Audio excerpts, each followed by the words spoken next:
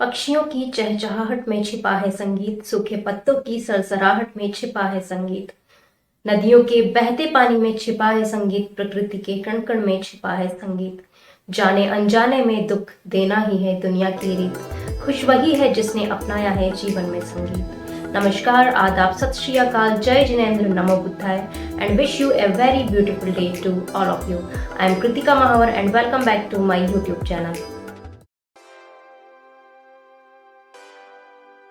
त्योहार, विवाह, पार्टी, उत्सव हो या कोई धार्मिक पूजा अर्चना, संगीत का अपना अलग ही महत्व है। संगीत सुनना लगभग हर व्यक्ति को पसंद है। मूड रिफ्रेश करने का सबसे बेस्ट सोर्स है संगीत या म्यूजिक। जहां एक तरफ साइंस ने तरक्की की है, वहीं मानव जीवन में स्ट्रेस एंड डिप्रेशन जैसी मेंटल प्रॉब्लम्स भी पनप रही हैं। पुराने समय में लोग अपनी सुबह की शुरुआत संगीत सुनकर किया करते थे। आपने महसूस किया होगा, जब आप अपनी पसंद का कोई गीत सुनते हैं तो आप मंत्रमुग्ध हो जाते हैं और स्ट्रेस फ्री फील करते हैं। म्यूजिक एक थेरेपी ही नहीं बल्कि आय का भी एक बहुत बड़ा साधन है। अगर आप संगीत विद्या में महारत हासिल कर लेते हैं या लोकप्रिय संगीतकार बन जाते हैं तो लाखों करोड़ों लोग आपके फैन बन जाते हैं। एक फेमस सिंगर की इनकम लाखों रुपए तक हो सकती है। साइंटिफिक रिसर्च के अनुसार संगीत सुनने से मन में खुशी आती है, नींद अच्छी आती है। एक्सरसाइज करते समय भी म्यूजिक सुनना आपकी हेल्थ के लिए बहुत बेनिफिशियल होता है। आज हर व्यक्ति के पास मोबाइल फोन है। संगीत सुनकर हर व्यक्ति अपनी डेली लाइफ के स्ट्रेस और डिप्रेशन से छुटकारा पाकर पॉजिटिव एनर्जी की ओर आगे बढ़ सकता है। आज की हमारी सक्सेस स्टोरी बहुत ही स्पेशल होने वाली है, क्योंकि आज हमारे साथ जुड़ने वाले हैं रॉयल पिंक सिटी जयपुर के मिस्टर दीपक बसवाल सर, जो कि अपने टैलेंट के माध्यम से हमारी आज की सक्सेस स्टोरी को बहुत ही इंटरेस्टिंग बनाने वाले हैं। हेलो मिस्टर दीपक बसवाल सर, स्वागत है आपका हमारे चैनल में। हमारे चैनल से जुड़ने के लिए आपको हार्दिक बधाई एवं शुभकामनाएं। My name is Deepak Baswal. My education BA last year. गुलाबी नगरी जयपुर की सुंदरता की जितनी तारीफ की जाए कम है। जयपुर शहर के खूबसूरत, अद्भुत, मनमोहक वास्तुकला का श्रेय प्रसिद्ध वास्तुकार विद्याधर भट्टाचार्य जी को जाता है।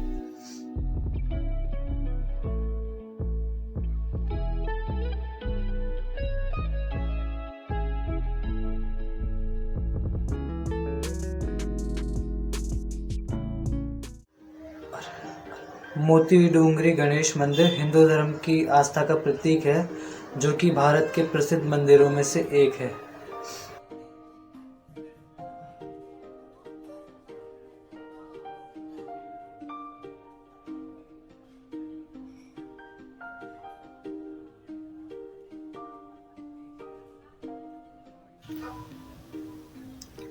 यहाँ स्थापित चमत्कारी श्री गणेश मूर्ति 1731 में महाराजा माधव सिंह जी द्वारा स्थापित की गई थी।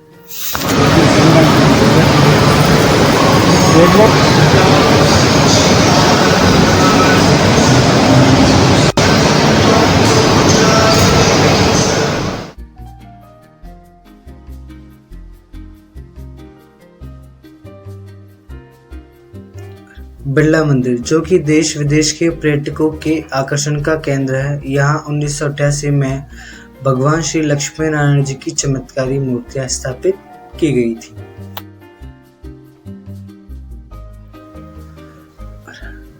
मेट्रो ट्रेन, जयपुर में मेट्रो ट्रेन चलने से पिंक सिटी जयपुर को हेरिटेज सिटी से मेट्रो सिटी के रूप में पहचान मिल चुकी है।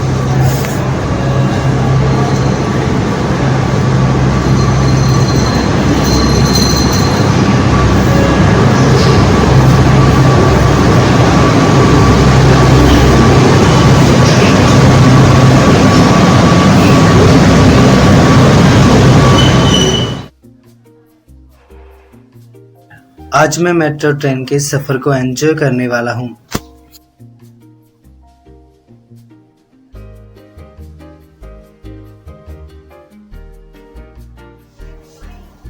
हवाई महल विश्व प्रसिद्ध महल है, जो कि महाराजा सवाई प्रताप सिंह जी ने राजघराने की महिलाओं के लिए बनवाया था।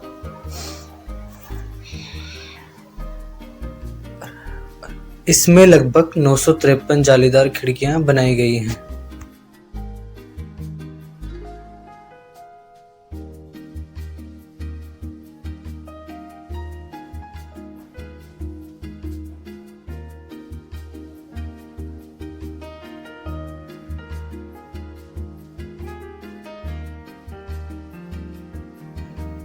जल महल, यह जल में स्थित बहुत ही मनमोहक महल है।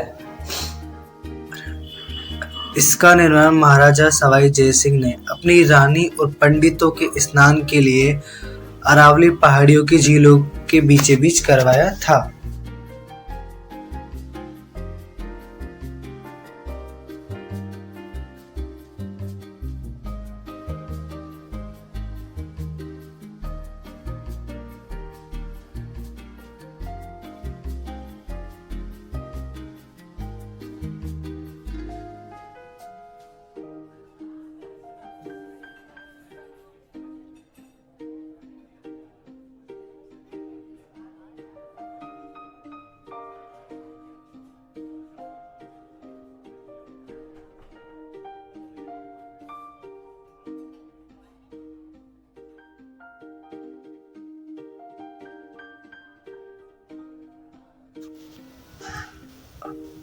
मंदिर श्री गोविंद देव जी, पिंक सिटी जयपुर की धार्मिक आस्था एवं विश्वास का प्रतीक श्री गोविंद देव जी मंदिर।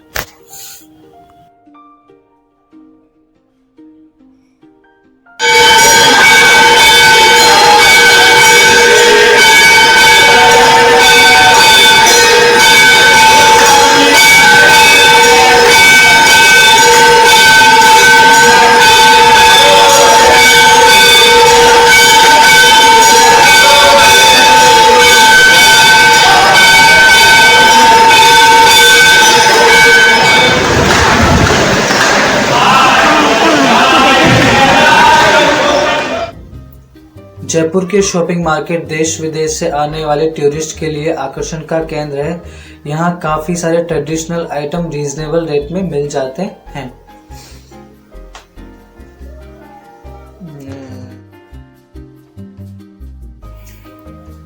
यहाँ आपको लहंगे, लहरिया, लाख की चूड़ियाँ, डेकोरेटिव आइटम, विश्व प्रसिद्ध मोजरी, हैंडीक्राफ्ट, वुडन आदि मिलते हैं।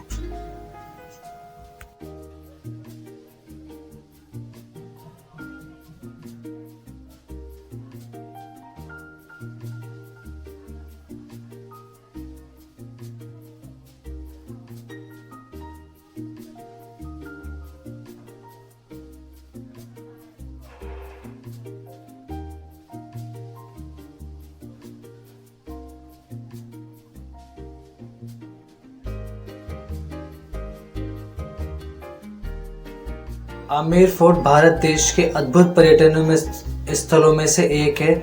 यहाँ काफी सारी फिल्मों की शूटिंग भी की जा चुकी है। यह फोर्ट बहुत ही विशाल है, जो कि गुलाबी और पीले बलुआ पत्थर से बनाया गया था।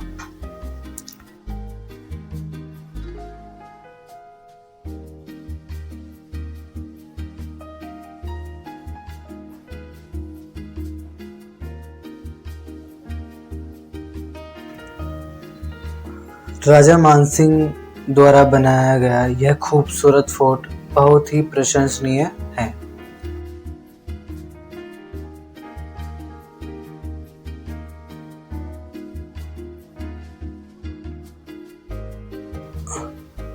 यहाँ काफी सारी कल्चरल एक्टिविटीज भी होती है।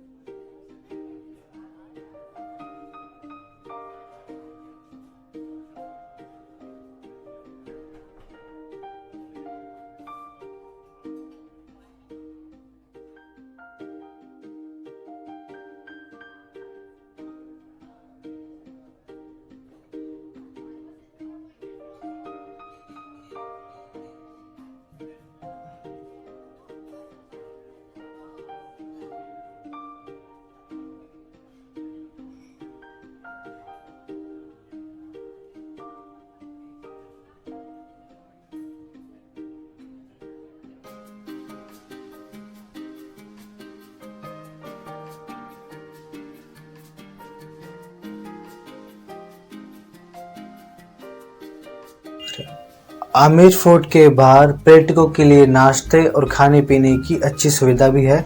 यहाँ काफी सारे छोटे रेस्टोरेंट हैं।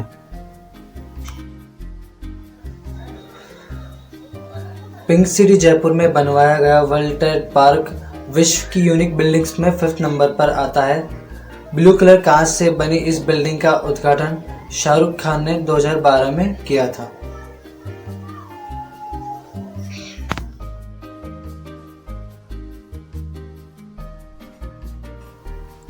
जयपुर शहर की शान मानी जाने वाली इस बिल्डिंग में shopping centre, theatre, gym, gaming centre और रेस्टोरेंट बनाए गए हैं।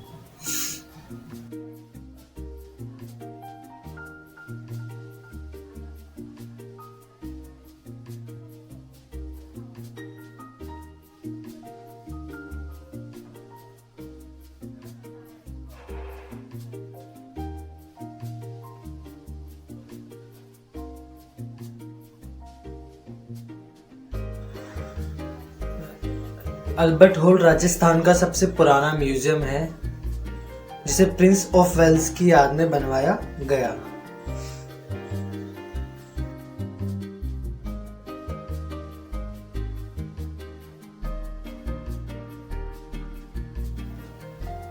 यहाँ काफी सारी अद्भुत कलाकृतियों का संग्रह है, जो कि विश्व भर में प्रसिद्ध है।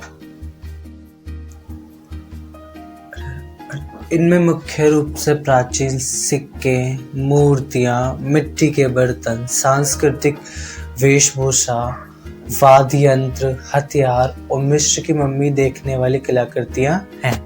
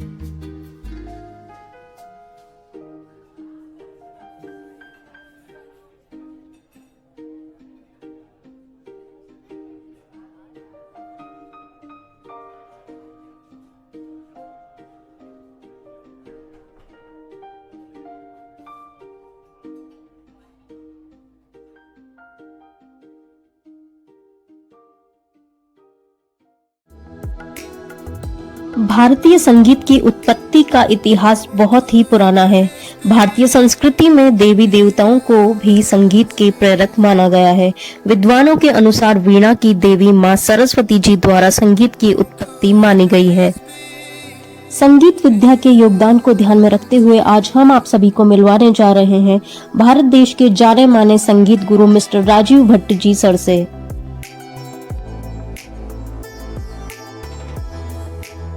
भारत देश के महान संगीतकार स्वर्गीय श्री महेंद्र भट्ट जी द्वारा स्थापित की गई संगीत विद्या को समर्पित respectable cultural and social organisation दर्शक संस्था के डायरेक्टर भारत के प्रसिद्ध संगीत गुरु मिस्टर राजीव भट्ट सर हमारे साथ जुड़ने वाले हैं। अपने बहुमूल्य समय से सर ने हमारे चैनल और ऑडियंस को गाइड करने के लिए समय निकाला है। आइए मिलते हैं संगीत गुरु श्री राजीव भट्ट सर से। सर संगीत विद्या और मनोविज्ञान की बहुत ही स्ट्रॉन्ग नॉलेज रखते हैं।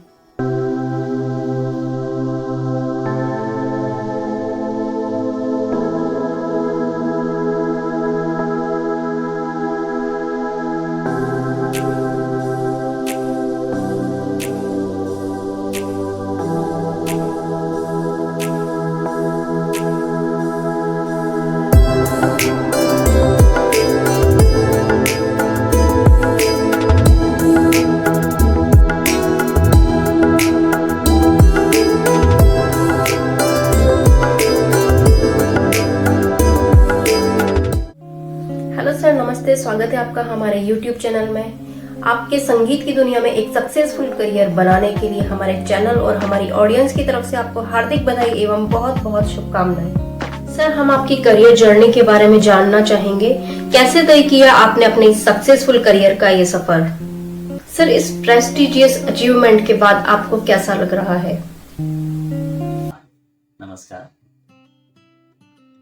मैं सबसे पहले तो आभार व्यक्त करूंगा आपका कृतिका जी कि आपने इस चैनल पे मुझे बुलाया है इंटरव्यू के लिए, और निश्चित ही ये चैनल अच्छा काम कर रहा है क्योंकि कई जो सक्सेस लोग हैं उनकी स्टोरी आप इसमें दे रही हैं, तो उससे आने वाली जो युवा पीढ़ी है, आने वाले जो इस कैरियर के लोग हैं, उनको बहुत संबल मिलेगा और उनके लिए मोटिवेशनल भी होता है। जैसा कि आपने पूछा कि मुझे इस मुकाम पे पहुंच के कैसा महसूस हो रहा है,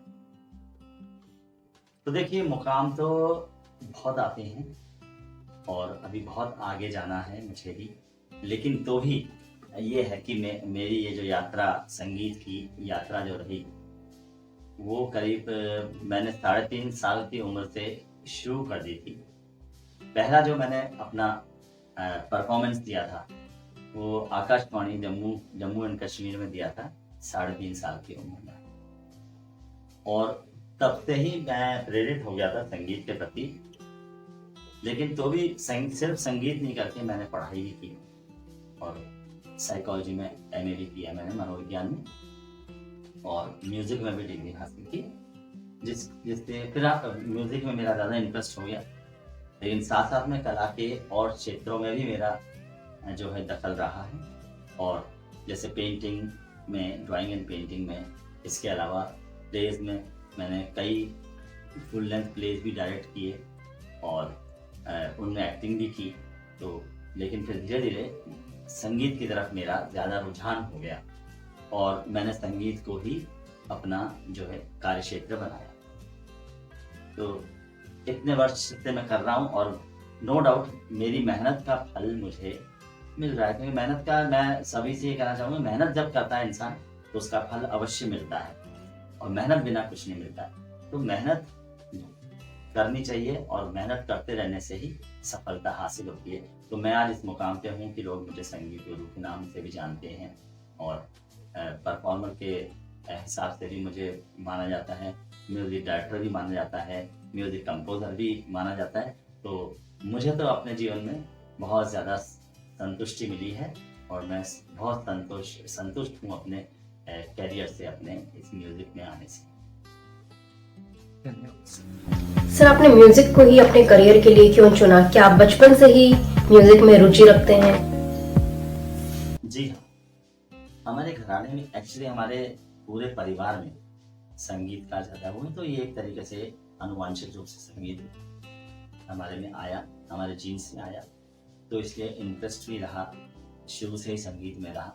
और जैसा कि मैंने पहले बताया कि मैं जम्मू कश्मीर में पढ़ता था कॉन्वेंट स्कूल में, और तब मैंने 3.5 साल की, जब मैं शायद नर्सरी में था, तब मैंने एक रचना गाई थी देशभक्ति की, और वो बहुत अच्छी पॉपुलर हो गई। बच्चा था, छोटा सा, लेकिन वो अच्छी पॉपुलर हुई वो रचना, और तभी से जो है मेरा संगीत के प्रति रुचि तो बढ़ी। उसके बाद जम्मू कश्मीर में मैंने 3-4 साल तक जो है वहाँ के जो ये अंतर्राज्यीय जो कॉम्पिटिशन्स वगैरह होते हैं उनमें पार्टिसिपेट किया, उनमें फर्स्ट प्राइज आता रहा मेरा। अन्य में भी मैंने किया बहुत जगह, और फिर धीरे धीरे इसमें जब मैं पढ़ाई की मैंने, तो बीए में आते आते मुझे थोड़े प्रोग्राम्स मिलने लगे और रेडियो से भी मैं गाने लगा, और उसके बाद टीवी से भी गाने लगा। तो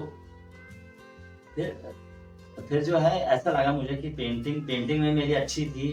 मैंने एग्जीबिशन वगैरह मेरी लगी थी, उनमें सेल भी होती थी, एक्टिंग भी की, लेकिन मुझे लगा कि मेरा जो है रास्ता म्यूज़िक से ही है और म्यूज़िक से ही वास्ता रखना है। तो फिर उसके बाद मैंने इस म्यूज़िक को, इस संगीत को अपना कैरियर चुना। लाइट म्यूज़िक भी सीखा और ज़्यादा, क्लासिकल भी सीखा, लाइट भी सीखा।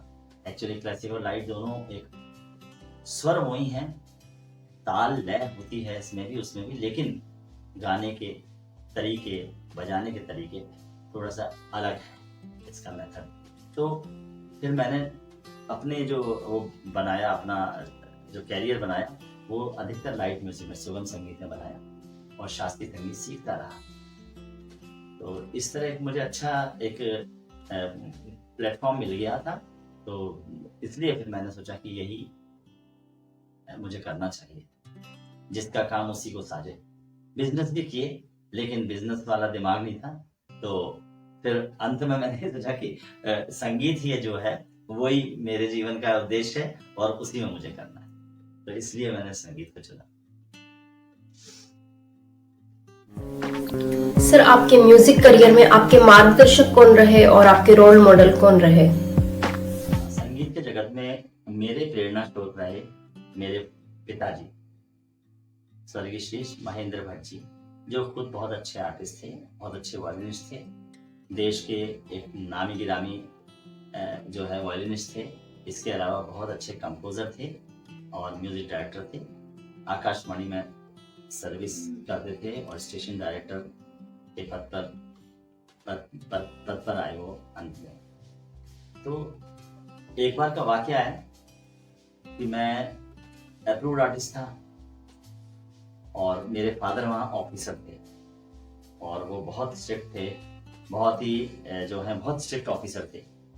मैं गया वहाँ तो तब मैं उन्हीं की कंपोजिशंस गाया करता था म्यूजिक की, तब मैं खुद नहीं किया करता था। तो मेरे से जाने के बाद वो पूछे ऑफिस में, उन्होंने पूछा कि आप क्या गा रहे हैं? मैं एज ए कलाकार गया था। मैंने कहा मैं ये गा रहा हूँ। उनको बता दिए ये 5 गीत गजल गाने थे मुझे। तो उन्होंने कहा किसकी कंपोजिशंस हैं? तो मैंने कहा ये आपकी हैं कंपोजिशंस।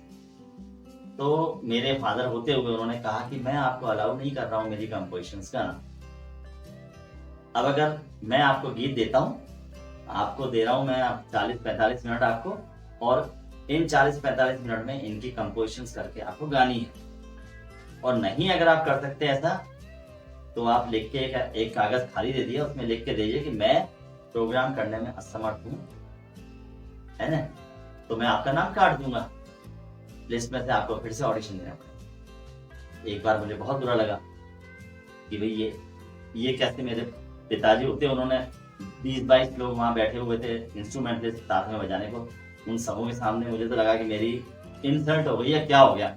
लेकिन फिर एक जो है अंदर से कलाकार भी जागा और अहम भी जागा, थोड़ा सा अहम मतलब एक जो प्रेस्टीज पॉइंट होता है वो जागा कि भाई इन्होंने कहा है मुझे, और ये उनके लिए भी बहुत वो है चुनौतीपूर्ण काम है, मेरे लिए भी चुनौतीपूर्ण काम है, क्योंकि खुद की कंपोजिशंस करनी है मुझे और वो गानी है। तो मैंने कहा ठीक है। उन्होंने कहा हम चाय पी के आते हैं, तब तक आप करिए। और वो गीत मुझे दे गए, नए शब्द पहले पढ़े मैंने, फिर उनको कैसी तरह धीरे धीरे करके मैंने कंपोज किया। ठीक 45 मिनट बाद वो आ गए, घड़ी देख के, हो गए आपका तैयार? मैंने कहा 4 तैयार हुए हैं, 5 करने थे। तो कहने चलिए 1 मैं अलाउ करूंगा, 4 आप अपनी गाओ। मैंने गाई कंपोज। सर, आपके लिए संगीत क्या है और आप वर्तमान समय के अनुसार इसे किस तरह से परिभाषित करना चाहेंगे? देखिए, संगीत जो है इसकी परिभाषा वैसे तो सैद्धांतिक रूप से तो ये है कि जहाँ गीत के संग जो किया जाए, यानी गीत, उसके संग इंस्ट्रूमेंटल और उसके साथ नृत्य, तो इन तीनों का समागम संगीत होता है। और लेकिन जो जीवन में संगीत हमें बहुत कुछ प्रदान करता है। एक तो सबसे बड़ी बात यह है कि भक्ति का मार्ग सबसे अच्छा यही है। लोग कहते हैं कि सीधा भगवान से संपर्क संगीत ही करा सकता है। इसके अलावा गायन जब हम करते हैं या वादन करते हैं तो इसमें जो है मेडिटेशन हो जाता है, और क्योंकि एक मतलब कंसंट्रेशन बनता है इसमें। जब हम रियाज करने बैठते हैं तो दुनिया जगत से अलग होकर हम रियाज करने सिर्फ बैठते हैं, या संगीतकार जो भी हैं वो रियाज करने जब बैठते हैं तो उनको आसपास की चीज़ों का मालूम नहीं रहता है, वो इतनी अच्छी तरह कंसंट्रेशन अपना बना पाते हैं, तो एक तरीके से मेडिटेशन हो जाता है। रियाज करते हैं तो अलंकारों का रियाज करते हैं, जैसे हम सा रे गा मा पा धा नी सा, तो ये स्वर जो हैं ये हमारे कहीं ना कहीं अंदर शरीर के अंदर भी इफेक्ट डालते हैं। तो योगा इससे हो जाता है एक तरीके से। जब देर तक हम स्वर साधना करते हैं तो प्राणायाम की स्थिति होती है, प्राणायाम और मेडिटेशन की दोनों की।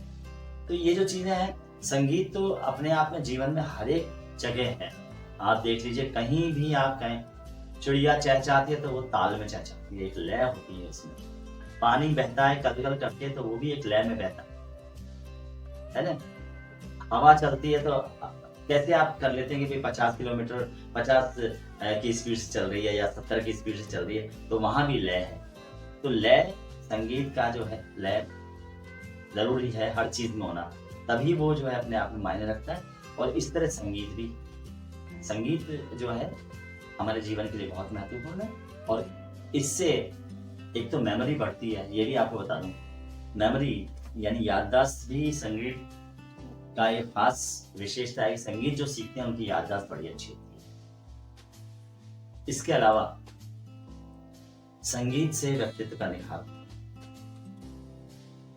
जब आप भक्ति संगीत या क्लासिकल म्यूजिक गाते हैं या कुछ गाते हैं तो आपके विचार ही बदल जाते हैं। एक व्यक्ति अगर संगीत में डूबा होता है तो उसके विचार बहुत निर्मल हो जाते हैं और बहुत अच्छे हो जाते हैं। सर, म्यूजिक फील्ड में स्टूडेंट अपना करियर कैसे बना सकते हैं और इंडिया में इसके लिए क्या क्या कोर्स अवेलेबल हैं?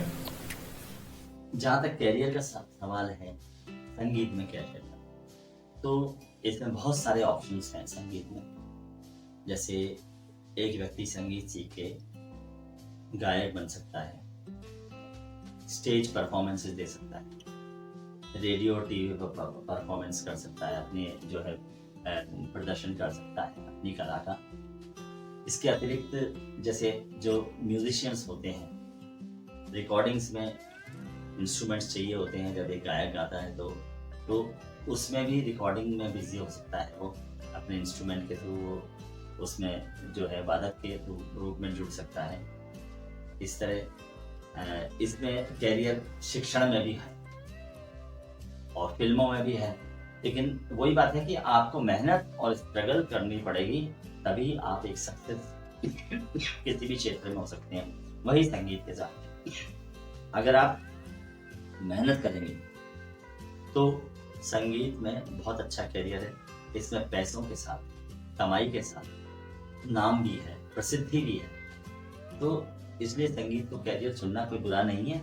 इसमें आप शिक्षक बन सकते हो, सेंट्रल स्कूल्स वगैरह में बॉन्ड्स निकलती हैं, कई राज्यों में भी स्कूलों में कंपल्सरी है म्यूजिक, संगीत की वो शिक्षा, तो उनमें भी बॉन्ड्स निकलती हैं। और आजकल सेंट्रल स्कूल्स वगैरह में तो काफ़ी बॉन्ड्स निकलती हैं, तो उसमें सिलेक्शन हो जाता है, बहुत अच्छी बात, बहुत अच्छा रहता है।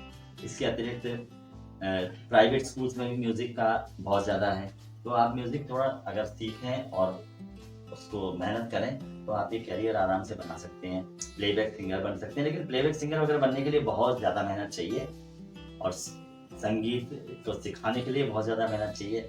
ऐसा नहीं होता है, ये कोई, इसमें कोई भी जल्दबाजी नहीं हो सकती है कि आप सोचें कि साहब 6 महीने में मैं परफेक्ट हो जाऊँ या 1 साल में। मैंने अक्सर देखा है कि यहाँ आते हैं लोग, सब कितने दिनों में सिखा दोगे। अब सिखाने का तो टाइम ही नहीं होता है, ये तो सीखने वाले पे निर्भर करता है और फिर इसमें टाइम देना पड़ता है।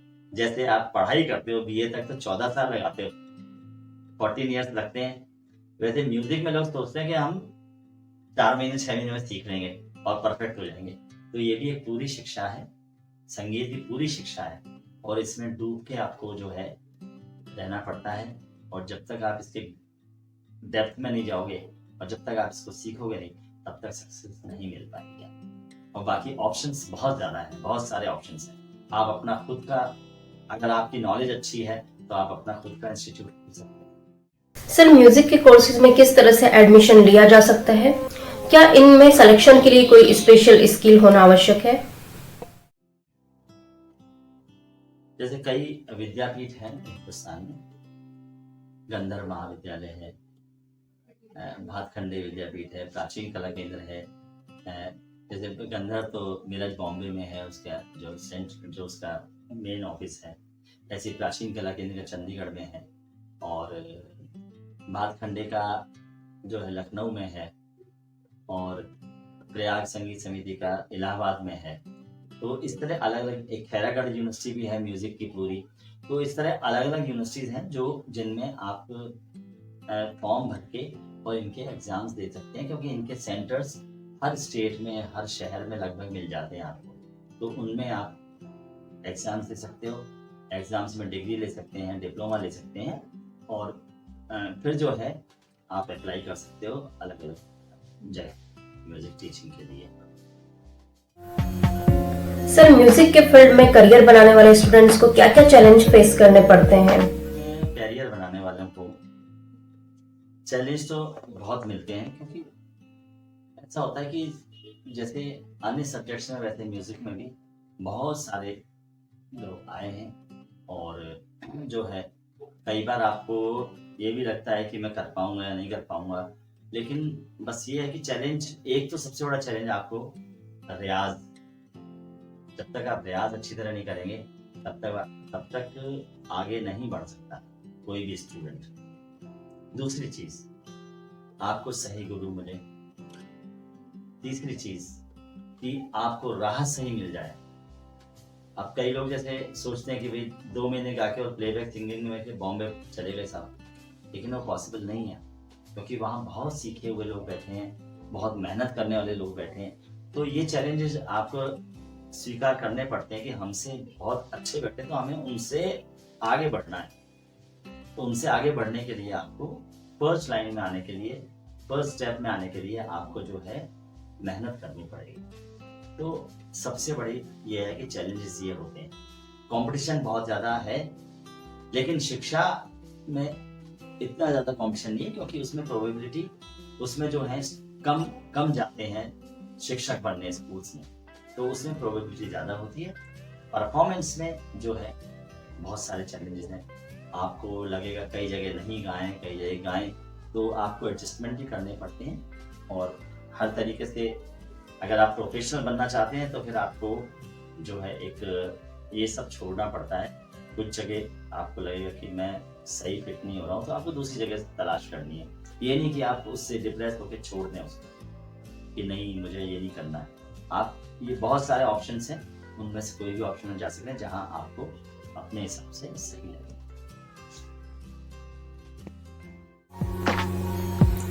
सर, म्यूजिक के फील्ड में करियर बनाने वाले स्टूडेंट्स को आप क्या करियर टिप्स देना चाहेंगे? कि म्यूजिक में कैरियर बनाने वाले को जो है सबसे पहले टिप तो यही है कि वो एक तो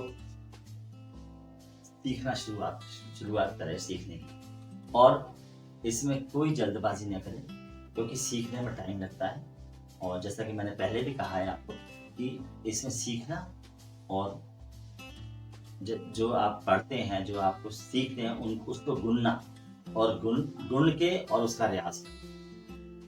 तो ये सबसे पहली चीज जो सबसे ज्यादा इम्पोर्टेंट है, रियाज। एक दूसरी चीज कि बहुत आप जैसे अधिकतर मैंने देखा है कि 2-4 प्रोग्राम में गाए और वो अपने को स्टार समझने लगते हैं, तो ऐसा नहीं है। एक आपको घमंड कभी अपने ऊपर नहीं होना चाहिए। हमेशा आप ये ललक रखिए कि मुझे आगे बढ़ना है, मुझे और सीखना है, क्योंकि ये एक सागर है, समुद्र है, जिसकी कोई अंत नहीं है। तो आप हर पल इसमें सीखते हैं। आप बहुत ज्यादा सीख लेंगे, 10 साल इसमें प्रैक्टिस करेंगे तो भी आगे सीखने के चांसेस जाते हैं। तो एक अपने को जो है घमंड कभी नहीं आना चाहिए, सुपर कभी नहीं समझना चाहिए कि मेरे से बढ़ के कोई नहीं है। हर एक से बढ़ के कोई ना कोई बैठे है ना। तो एक ये, और एक पोलाइटनेस, आपके व्यवहार में नम्रता होनी चाहिए, मुस्कुराहट होनी चाहिए। इन 2 चीजों का तो बहुत महत्व है। अगर आपका व्यवहार नम्र है तो आपकी गायकी, आपके बजाने में इन सब चीजों का जो है बहुत असर पड़ता है। इसके अलावा गायन के क्षेत्र में जो जाना चाहते हैं उनको भाषा का ज्ञान होना जरूरी है। जैसे हिंदी अगर गाते हैं वो, तो हिंदी का ज्ञान होना बहुत जरूरी है। हिंदी के शब्दों का उच्चारण बहुत जरूरी है। ऐसे गजल गाते हैं अगर, तो गजलों के जो शब्द होते हैं उनमें उनको भी बहुत अच्छी तरह उच्चारण आना चाहिए उनका भी उनको। तो इसलिए, और सबसे बड़ी बात की गायकी में भाव पक्ष बहुत जरूरी होता है। तो भाव पक्ष के लिए आप जब तक टेक्स्ट समझेंगे नहीं, जब तक उन शब्दों का भावार्थ नहीं समझेंगे, तब तक आपके गायन में या आपके वादन में जो है तो वो फीलिंग्स नहीं आएंगी। तो इसलिए ये नम्रता, रियाज और लगन, रियाज, नम्रता और भाषा के नॉलेज, ये आवश्यक है। सर आप हमारे YouTube चैनल को क्या फीडबैक देना चाहेंगे? आपका चैनल जो है, मैं यही फीडबैक देना चाहूँगा कि आप अच्छे लोगों को इनवाइट कर रहे हैं इसमें, जिन्होंने अपने लाइफ में बहुत कुछ देखा है, बहुत कुछ उनके एक्सपीरियंसेस हैं, तो उनसे अगर नए आने वाली जनरेशन को कुछ फ़ायदा मिल सकता है और वो कुछ सीख सकते हैं आपके अनुभवों से। यहाँ आने वाले जो आपके इंटरव्यूज़ आप लेते हैं जिन कलाकारों का या जिन भी हस्तियों का, तो उनके जीवन के अनुभवों से अगर युवा पीढ़ी कुछ सीख सकती है, कुछ पा सकती है, तो उसके लिए चैनल बहुत बढ़िया है। और इस तरह की गतिविधियाँ होती रहनी चाहिए। और इस तरह आपका चैनल, मैं चाहता हूँ कि आगे इसके सब्सक्राइबर्स बहुत सारे बन जाएं आपके, और इस जो एक्सपीरियंसेस हैं बड़े लोगों के और जो यहाँ काम कर रहे हैं उनके एक्सपीरियंसेस से लोग सीखें, लोग उनके अनुभवों से कुछ ज्ञान हासिल करें।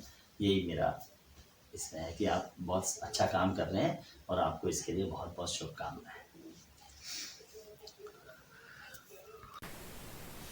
सर आपकी तरफ से हमारी ऑडियंस के लिए कोई मोटिवेशनल सॉन्ग? मैं 2 लाइन आपको सुनाता हूँ, जिस गाने ने मुझे प्रभावित किया अपनी लाइफ में कुछ करने के लिए। कई जगह असफलताएं मिलती हैं, कई जगह सफलता मिलती है, तो असफलता के समय में ये गाना याद कर लेता हूँ, किशोर कुमार जी का गाया हुआ है। 2 लाइन आपको बताता हूँ और एक प्रेरणादायक गीत भी है।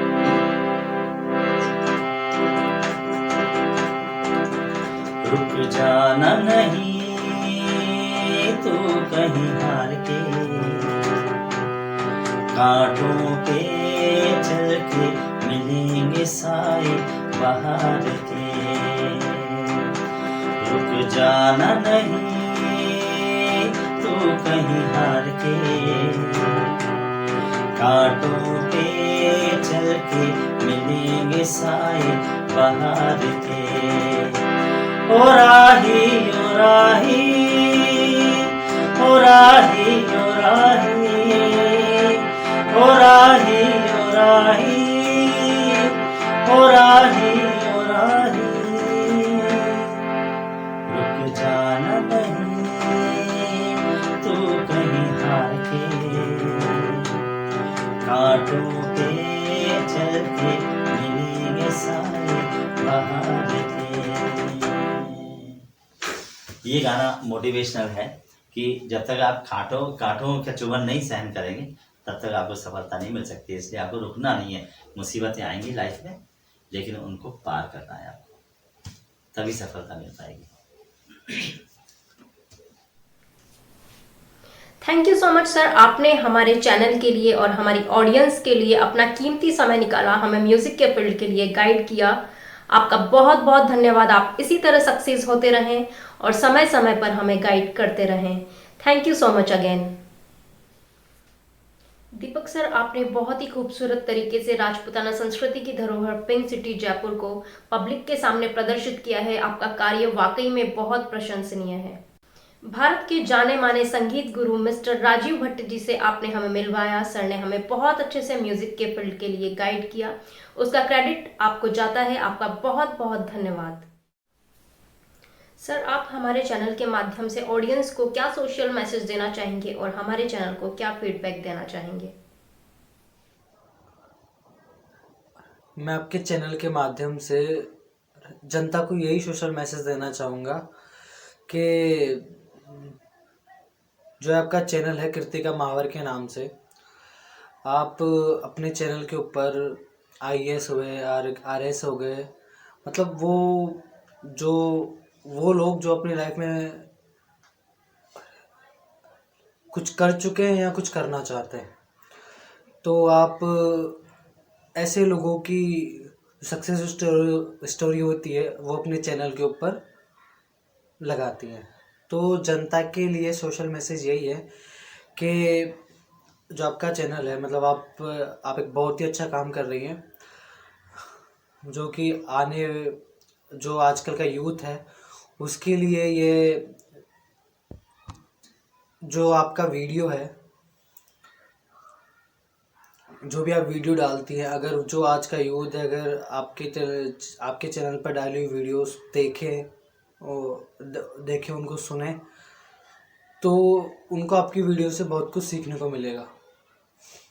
तो जनता के लिए यही सोशल मैसेज है कि वीडियोस देखें एंड उन्हें बहुत कुछ सीखने को मिलेगा। धन्यवाद। हमारी आप सभी से रिक्वेस्ट है, हमें सपोर्ट करने के लिए हमारी सक्सेस स्टोरी को ज़्यादा से ज़्यादा फ्रेंड्स के साथ में शेयर करें, लाइक करें और हमारे सभी गेस्ट को आप कमेंट के द्वारा शुभकामनाएं भी पहुंचा सकते हैं। अगर आप में भी कोई टैलेंट है, आप उसे इम्प्रूव करना चाहते हैं तो आप दिए गए कॉन्टैक्ट नंबर पर हमसे संपर्क कर सकते हैं। अगर आपके आसपास भी कोई सक्सेस स्टोरी है तो आप हमारे चैनल के माध्यम से उसे पब्लिक के साथ शेयर कर सकते हैं। हमारे चैनल पर आप सभी के लिए काफी सारी सक्सेस स्टोरीज अवेलेबल है, देखना ना भूलें।